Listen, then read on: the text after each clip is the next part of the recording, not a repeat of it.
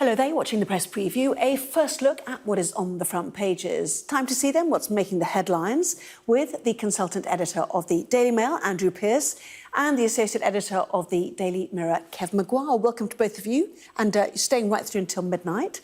Front pages then, let's start with the Telegraph, which has word that British travellers to France will no longer need to quarantine on their return if they've had both doses of the COVID vaccine. The Guardian reports that, as part of the same announcement, plans for a so-called amber watch list for countries like Spain, which could go red, have been shelved. That change to travel rules is also the lead story for The Times, which calls it a boost for summer getaways. The Metro's headline is "Vac to school" in response to the news that the government has now authorised 16 and 17-year-olds to be given the jab. The Daily Mail hears that the rollout could be extended as far down as 12-year-olds. While the Financial Times reports that the World Health Organization is urging restraint from wealthier countries on possible booster jabs because developing nations still haven't received enough doses.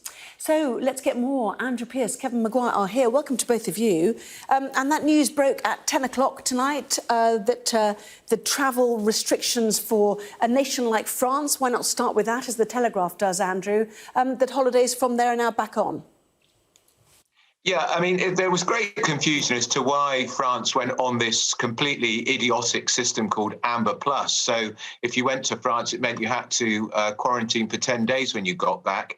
And Dominic Raab, the Foreign Secretary, confirmed what we suspected at the time, that the officials who decided that France needed to be given these extra precautions had conflated figures with the French territory of Reunion, which is 6,000 miles away from the French mainland. So why that was deemed as such a threat to British holidaymakers going to Saint-Tropez or to Provence, absolutely ridiculous. Anyway, they've seen the light.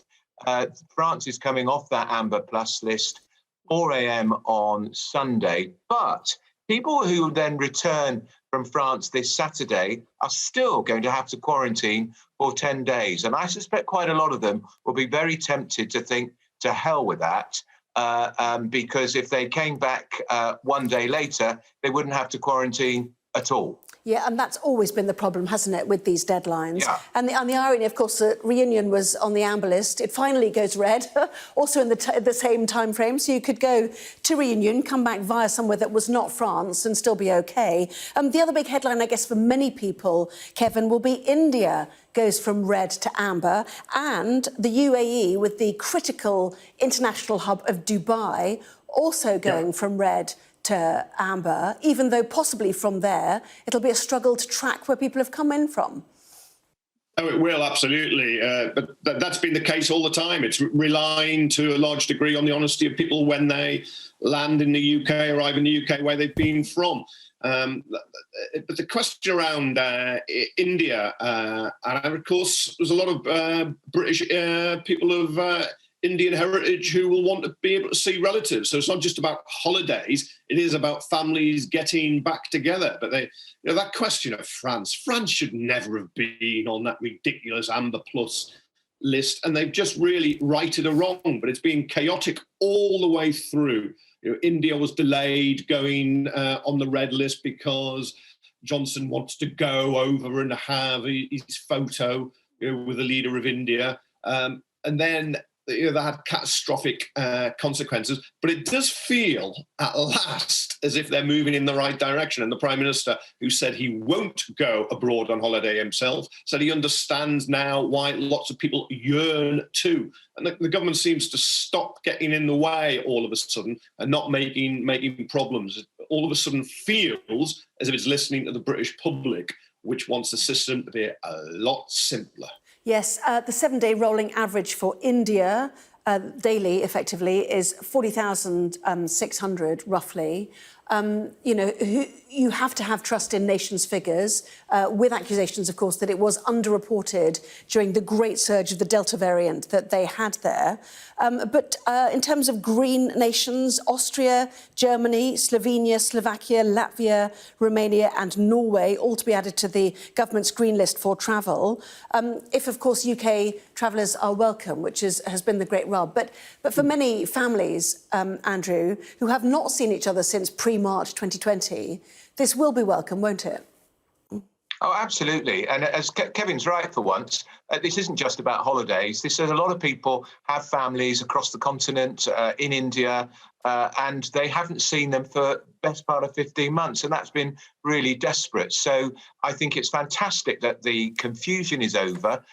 We've got a much clearer system now. The Amber Watch list that nobody seemed to want to own up to coming up with was scrapped before it even started. There was the most unedifying ministerial blame game. Who was the architect of it? Was it Grant Shapps? Was it somebody else? And the uncertainty over whether people will be able to go to Spain is lifted too, because there were question marks over whether that was going to go on Amber Plus. France and Spain are the two most popular holiday destinations for British tourists, and there's time to still to book up and go. September's not so far away either, and it will be it will give a new lease of life to the absolutely battered aviation and travel industry, which has been on its knees for the last 15 months. It really has. And it's going to be great to see tourists coming back into Britain, because we shouldn't forget how important inward tourism is to this country. Our theatres are reopening, and my word, don't they need American and continental tourists coming in and sit bums on seats? That's what we need.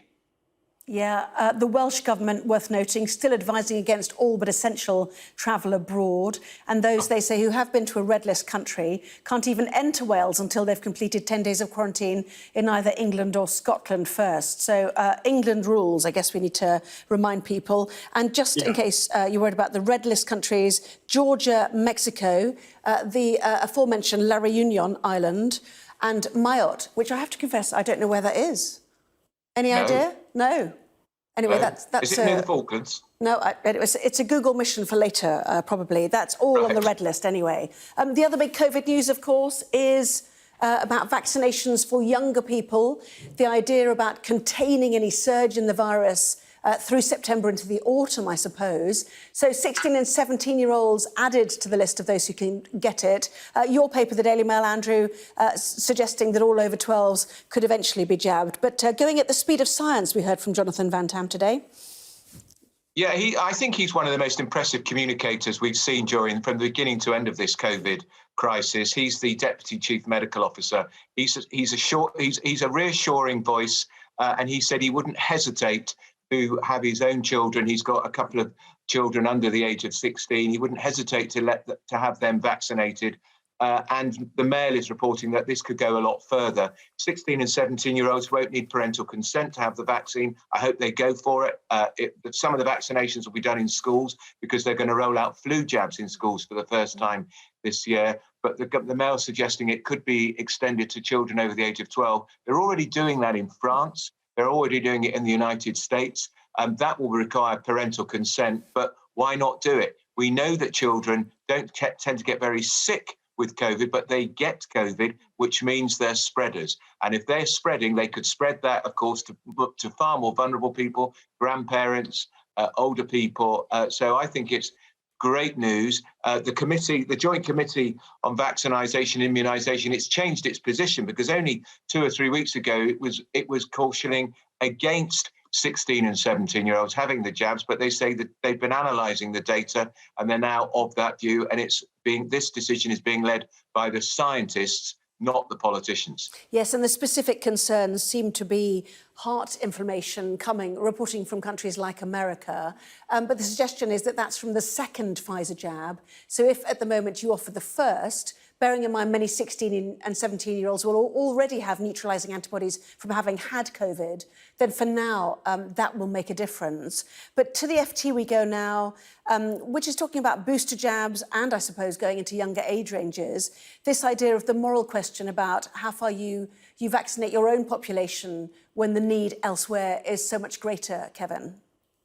Yeah, it is. And it's the World Health Organization calling for richer countries such as our own not to use all the vaccines on booster jabs, which will be third jabs, until large parts of the poorer world are vaccinated, because the figures are alarmingly low for those countries. If you look at the FT, they're saying in poor countries, just 1% of people have been vaccinated. You think in the UK now, well over 2/3 have got both doses of the vaccine, and it's more than 8 in 10 have got at least one dose. So I understand where the World Health Organization is coming, because the only way we will defeat globally is through cooperation internationally. And it's that old line, which kind of neatly sums up the position of nobody's safe until everybody is safe. However, I can also see the huge pressure on governments, including our own, to give those booster jabs to stop COVID coming back in any meaningful, powerful, lethal way in the United Kingdom. But I think there is a strong case. I know our own government has joined others in pledging to give some vaccine doses to poorer countries, but they tend to be rather late in the day. And if we don't cooperate internationally and cooperate better, there is a chance that we will be threatened here, because you can't just build a wall to keep out COVID. And we've seen that, well, yeah, you can try and stop flights and people coming into the country, but you will then absolutely damage the economy. Yes, and the UK government at this point always makes the point that they have been a large contributor to the Oxford-AstraZeneca vaccine, which is being given to the world at cost, it has to be said, for the duration of the pandemic, unlike other vaccinations. Quick word down the bottom of the Daily Telegraph, Andrew. It's how to greet people. We still have the, that moment, don't we? The awkward moment. But the French are ready to kiss goodbye to their Czech peck, it says here. Well, I don't think that's ever going to happen. They're so culturally attached to the moi. But I mean, if it means that people don't have to snog President Macron, that's a good thing. They're talking about getting rid of the cheek peck because of COVID, but I just don't think it's going to happen. And it's not just the French, after all, who do it. We do it quite a lot in this country too. Yeah. Old Kevin Maguire thinks he's ever so trendy because he does it all the time. Yeah, it's definitely spread, hasn't it? A bit like a virus, I suppose. But by the way, can I just tell you something? Mayotte is a French territory. Oh, is it? Oh, did you manage to do that while he was talking? Was his answer that long? Yeah, it went on so long, I thought I might as well just amble through Google, because Maguire's going to waffle on for another 10 minutes. It's a French territory, quite a long way from France, but and that's gone on the red list, hasn't it? Yeah, that's right. Amble through Google. Amble. Nobody ambles through Google. You might amble through a park. He still hasn't told us Kevin, what you were ambling through your answer. Okay. Oh, dear, you. If I amble, by the way, amble. Can I just say, I wanted to come back on that World Health story. We've got to give boosters first. What government is going to say to 85-year-olds in care homes, you can't have a booster jab? It's just not going to happen. Yeah, and 130,000 dead today. It's not like this country's not been hit, I suppose, is the point, isn't it? Plenty more still to come, including she was 4 years old during London 2012, but today skateboarder Sky Brown made Team GB history. More on her remarkable achievement next.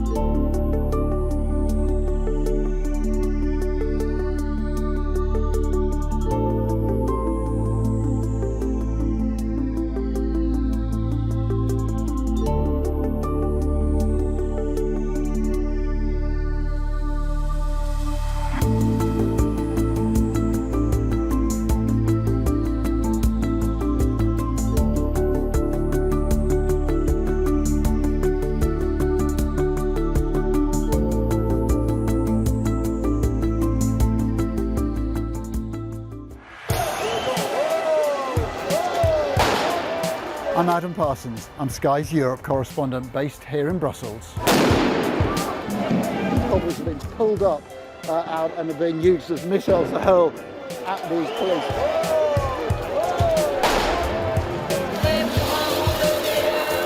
Made by people who dare to challenge. Nice to see you again, Mr. Barnier. Why? Meeting you. Fishing does have the potential to stymie an enormous economic deal. We take you to the heart of stories that shape our world. What strikes you when you come to this glacier is not just the way in which the environment is changing, but the speed at which those changes are happening.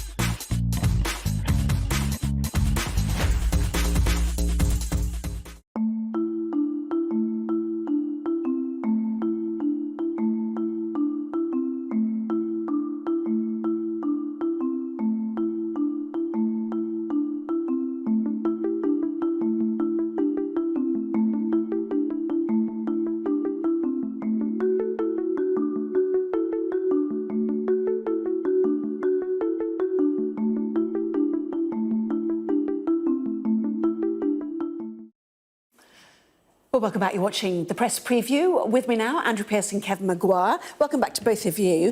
Who knew there wasn't an age limit for the Olympics? And the skateboarding certainly delivered some young uns, didn't it? Kevin, amazing stuff from Sky Brown and others.